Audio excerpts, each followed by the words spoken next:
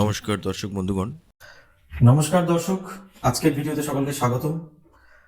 আজকে আমরা কথা বলবো লাহোর ষড়যন্ত্র মামলায় ব্রিটিশ সরকার ভগৎ সিং, সুখদেব আর রাজগুরু এই তিনজনকে ফাঁসির সাজা দিয়েছিল এবং ফাঁসির দিন হিসেবে তাদের ধার্য করা হয় 24শে মার্চ 1931 খ্রিস্টাব্দ। কিন্তু ভগৎ সিং, সুখদেব এবং রাজগুরু তিনজনকেই 6 ঘন্টা পূর্বে তাদের ফাঁসি দিয়ে দেওয়া হয় 23শে মার্চ 1931 খ্রিস্টাব্দ। আসুন আমরা জেনে নিই এই তিন বীরের মৃত্যুর ঠিক পূর্ব মুহূর্তটা ঠিক কেমন ছিল। 1931 খ্রিস্টাব্দের 23শে মার্চ এই তিন বীরকে ফাঁসি দেওয়া হয়।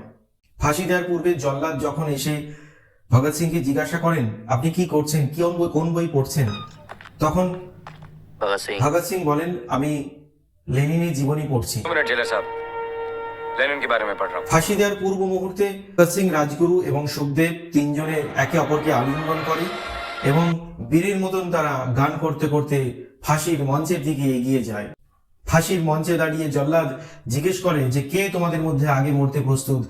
রাজগুরু সম্মতি সূচকভাবে মাথা নাড়ে এবং সর্বপ্রথমে রাজগুরুকেই ফাঁসি দেওয়া হয় এবং একে একে তিনজনকে ফাঁসি দেওয়া হলে তাদের নিথর দেহ যখন ফাঁসির মঞ্চ থেকে নামানো হয়, ব্রিটিশ সরকার প্রথমে ভাবে যে জেলের মধ্যেই এদেরকে পুড়িয়ে দেওয়া হবে, কিন্তু ধোঁয়া এবং আগুন উঠতে দেখলে গ্রামবাসীরা যদি জেলে হামলা করে তখন সেই ভেবে তারা জেলের পেছন দেয়ালটা ভেঙে এই তিন বীরের নিথর পার্থিব দেহকে অপমানজনকভাবে ট্রাকে ভরে সতলজ নদীর পাশে নিয়ে গিয়ে পোড়ানোর চেষ্টা করে।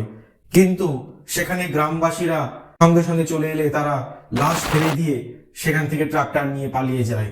পরের দিন সকালবেলায় ফুলমালায় ঢাকা এই তিন বীরের নিথর পার্থিব দেহ যখন লাহোরের ফিরোজপুরে এসে পৌঁছায় তখন কান্নায় আর্তনাদে ভেঙে পড়ে আকাশ বাতাস। ভগৎ সিংকে যে জল্লাদ ফাঁসি দিয়েছিল সেই জল্লাদ বলেন তার 30 বছরের জীবনে সে অনেক ফাঁসি দিয়েছে, কিন্তু এইরকম ভাবে তিনজন বীর নিজের ফাঁসিকে নির্ভীকভাবে বরণ করে নিয়েছে এরকম মানুষ সে আগে দেখেনি। ভগৎ সিং, রাজগুরু এবং সুখদেবের এই তিনজন বীরের 92তম শহীদ দিবসে তাদের শত শত কোটি প্রণাম জানাই এবং তাদের শত শত কোটি শ্রদ্ধা জানাই। সমাজতন্ত্র নিপাত যাক, ইনকলাব জিন্দাবাদ। এখনকার মতো ভিডিও এই পর্যন্তই, দেখা হয় পরের ভিডিওতে। নমস্কার।